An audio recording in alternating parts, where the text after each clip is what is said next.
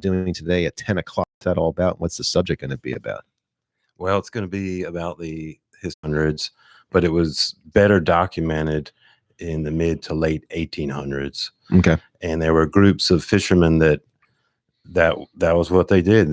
They pursued whales right off of Shackleford banks. They launched small boats right into the surf after they spotted a whale swimming by, and they would row after it, chase it down, and harpoon it, and then bring it back to the beach to process. Now, were these corporate entities that did this, or were they families that went out and did it? It was more of a family thing.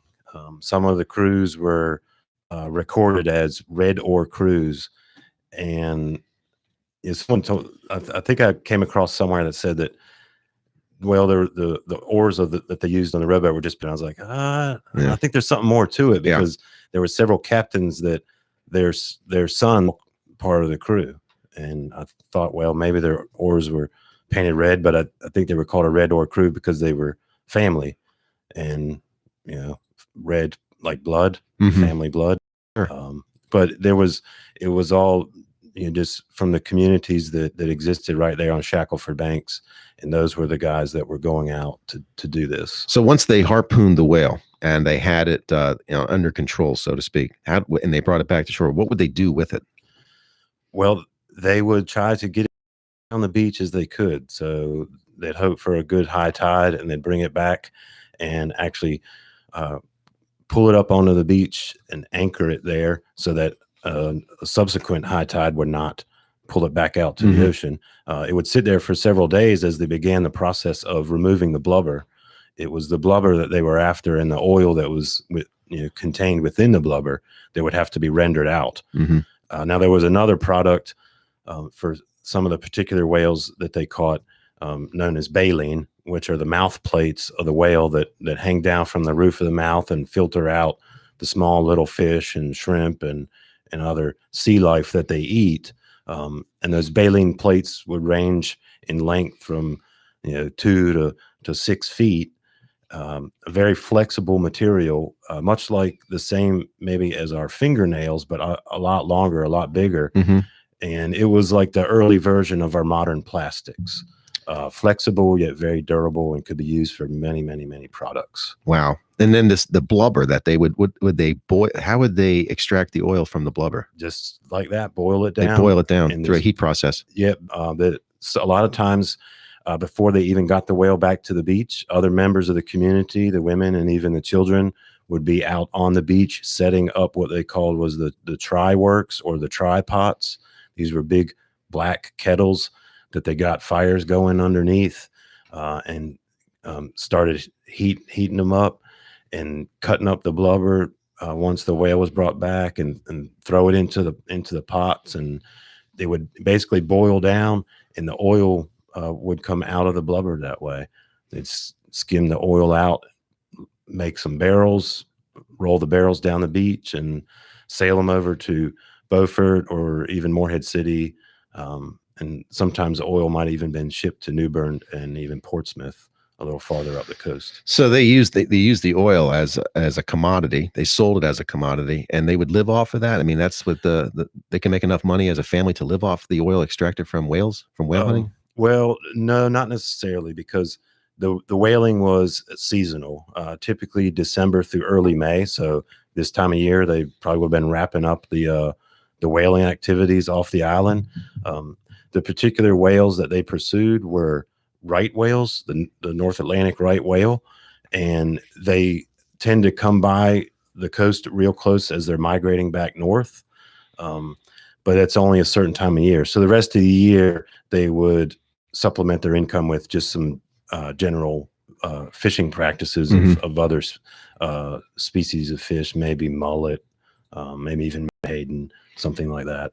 So then what killed the whaling? What killed the whaling industry? Was it the discovery of oil in the ground? Yeah, that's a good question. Generally, that was a big part of it. When oil was discovered, or petroleum was discovered underground, it was a little easier source. The whaling fleets of New England, they had to eventually go out farther and farther and farther, and even circumnavigate the globe sometimes just to find whales. Yeah.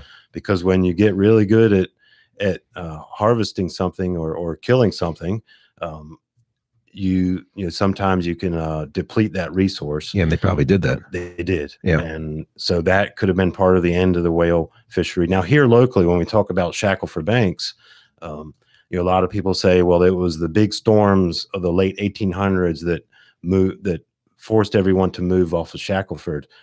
But some historians and people believe that, well, it might not have just been the storms. It might have been the lack of timber resources on the island. As those dwindled, the people moved off and went to other places, where there was Harker's Island or even over to Salter Path. Maybe at the time there was more maritime forest resources available there in Salter Path. Mm-hmm. So that locally, that could have played a factor into the end of the whaling on Shackleford Banks. Now, fishermen still went over there, even though their families might have moved off the island, and they still would harvest whales. So maybe it was also partly that they were just not seeing as many whales as they used to when it finally got to the early part of the 20th century. Fascinating. Now, Cindy, this live Facebook that's going to be at 10 o'clock this morning, this is a presentation of a video that's already on a YouTube channel for the museum, and also it's going to be premiering on your website. It's on your website. It's on our website right now. It's also on our YouTube channel. The Facebook premiere Ben's already recorded the presentation, and it's on this historic whale fishery. So we'll have it when it premieres. He will be able to be online at the same time, so he can answer questions, add comments. Like something comes up, he's like, "Oh yeah, I forgot this really cool fact when I did this presentation." Very cool. So that's kind of how that rolls. So if you're unable to catch Ben live at 10, it's already on several different platforms. Sure, YouTube. and it'll upload to our Facebook after the live premiere. Very good. Very good. We'll take a short break here, and when we come back, I want to spend a couple minutes talking to Cindy about this as a treasure hunt. A treasure hunt. If you like crossword puzzles and treasure hunts, you're in luck here, because I already got an advanced copy of it. It already stumped me. I gave it to Bogus, so he's going to try to fill it out, maybe get some prizes. There's prizes available. So all that and more when we come back with our friends from the North Carolina Maritime Museum in Beaufort. We'll be right back.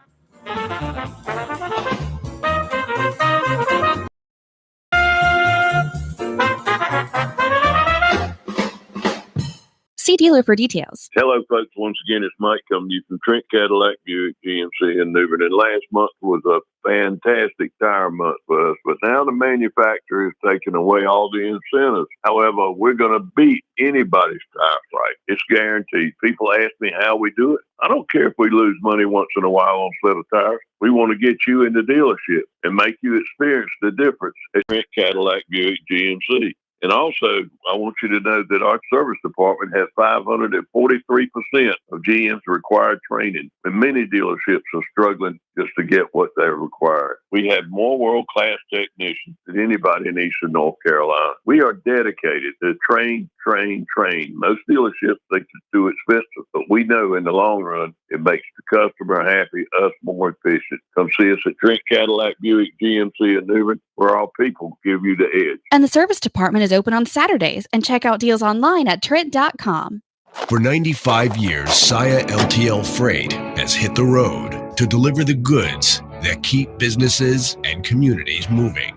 Now, in this uncertain time, we won't stop going that extra mile, because at the end of the day, we are all in this together for the long haul. Saya LTL Freight, driving stability, safety, support, and strength. Visit Saya.com. That's SAIA.com.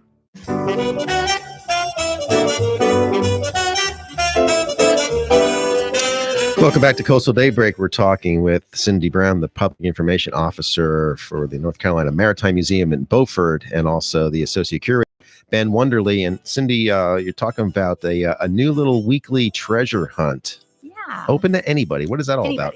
So we're going to debut it today, probably around 11 after Ben's presentation. I saw NC Coastal Life is a Facebook page I follow, and they did this basically a treasure hunt. They put an old Civil War photo out and put a little clue to it, and they're like, find it, it's yours. I'm like, what a really fun thing to do. Sure. So I reached out to some of the other staffers to kind of get their input on it, and they were enthusiastic about it. So today we have a crossword puzzle. Go up on our website, and I'll link to it on our Facebook. You solve the crossword puzzle. There's some highlighted squares, and you rearrange them. It'll tell you where the prize is. And the prize this week is a replica sperm whale tooth that Keith Rittmaster over at Bonehenge made for us. Nice. And so we thought it'd be a little fun thing to do, get people outside, make them work for it a little bit. Yeah, right.